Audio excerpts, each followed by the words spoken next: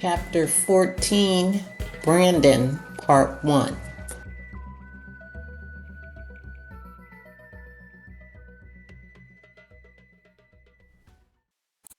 After couch surfing for a few days, Brandon returned to his parents' house with his car packed full of his belongings.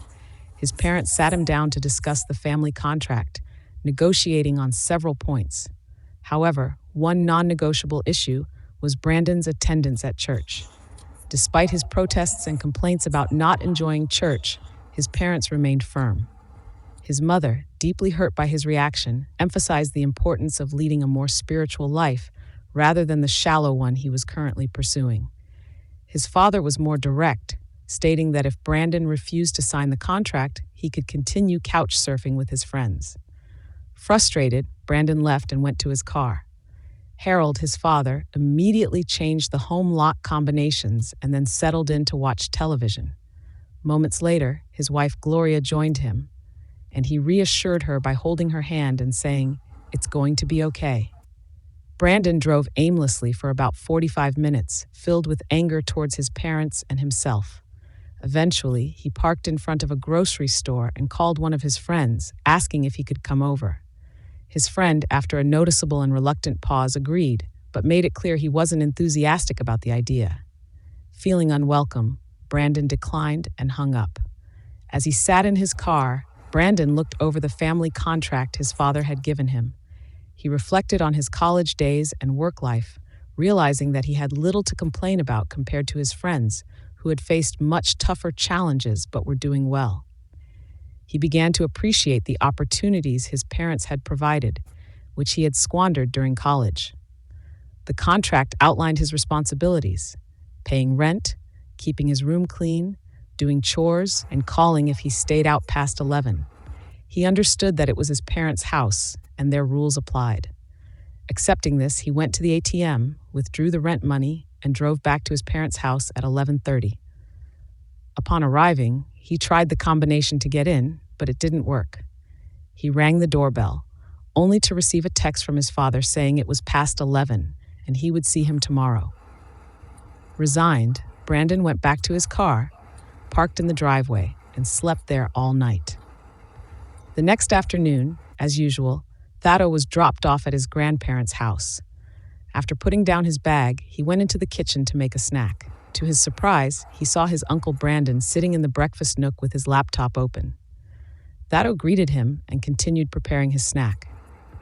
Once finished, he joined Brandon in the nook and asked what was going on with him. Brandon hesitated at first, but then admitted that he had made a few bad choices and needed to stay at the house until he could get his life together. Thado, curious, asked how Brandon could have a good job yet still struggle to pay rent and need to borrow money from his dad.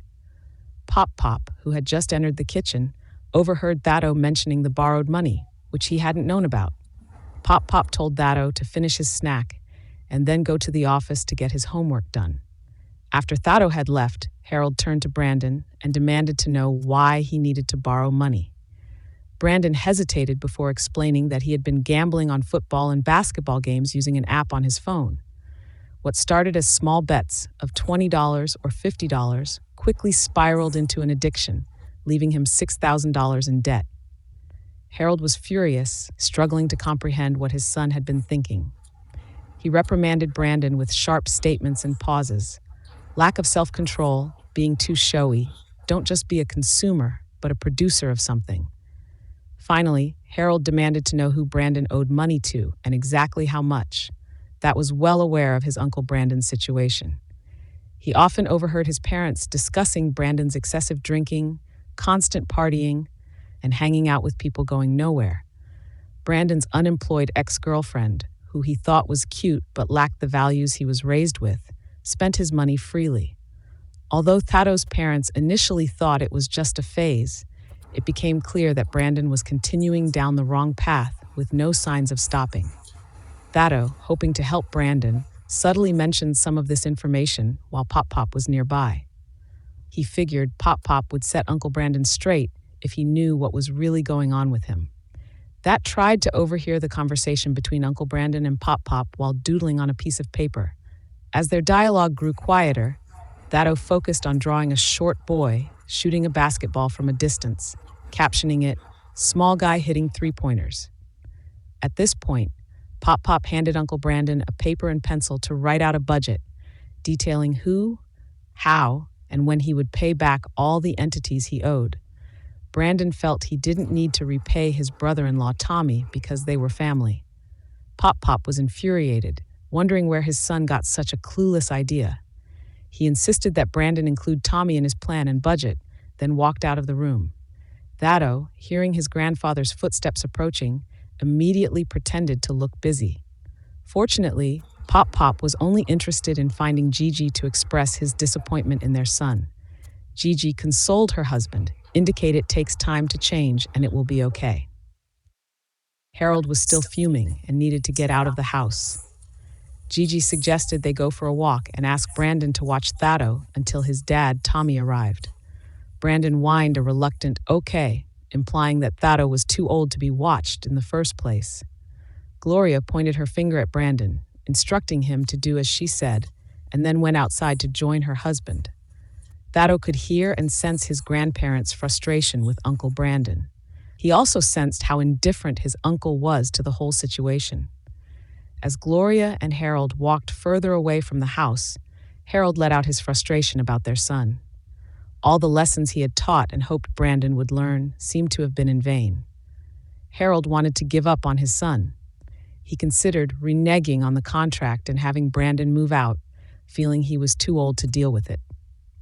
Gloria acknowledged the frustration and annoyance, but urged patience. She agreed with her husband, but emphasized that they needed to be willing to help their son at this age. Do you agree with Harold and Gloria's approach to handling their son, Brandon? Please provide reasons for your opinion. As always, I would love to hear your comments below. Please don't forget to like and share the video. Be sure to hit the notification button to be notified of the next video. Thank you.